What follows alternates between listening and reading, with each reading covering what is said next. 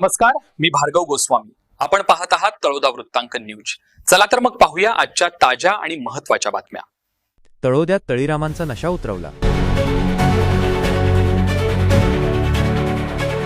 31 डिसेंबरच्या पार्श्वभूमीवर पोलिसांची धडक कारवाई.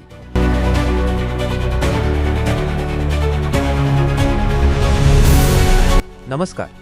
नूतन वर्षाच्या स्वागताचा उत्साह आणि 31 डिसेंबरच्या पार्ट्यांमध्ये मद्यप्राशन करून वाहने पळवणाऱ्या तळीरामांवर तळोदा पोलिसांनी कडक कारवाईचा बडगा उगारला आहे.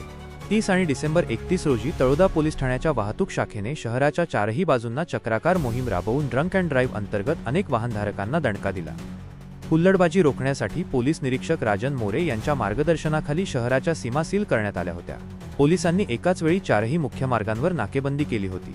अक्कलकुवा रोड, शहादा रोड, चिनोदा रोड, हातोडा रोड या चारही दिशांनी येणाऱ्या जाणाऱ्या प्रत्येक संशयित वाहनाची कसून तपासणी करण्यात आली.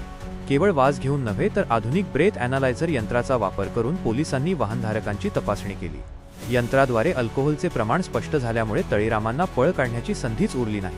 ज्यांनी मद्यप्राशन केले होते त्यांच्यावर तात्काळ गुन्हे दाखल करून कायदेशीर कारवाई करण्यात आली, तर किरकोळ चुका करणाऱ्यांना कडक समज देऊन सोडून देण्यात आले. ही मोठी कारवाई यशस्वी करण्यासाठी पोलीस निरीक्षक राजन मोरे, पोलीस उपनिरीक्षक अखिल खान पठाण, पोलीस उपनिरीक्षक निलेश साळी, पोलीस हेड कॉन्स्टेबल शशिकांत आहिरे, संदीप महाले, नारायण तडवी आणि शहाजी वसावे यांच्या पथकाने दिवस रात्र रस्त्यावर उतरून कर्तव्य बजावले.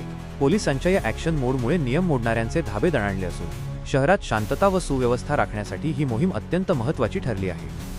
तळोदा वृत्तांकन न्यूज नेटवर्कसाठी दीपक गोसावी, तळोदा. आजसाठी एवढेच. अशा सर्व बातम्या पाहण्यासाठी आमच्या न्यूज चॅनलला सबस्क्राईब करा.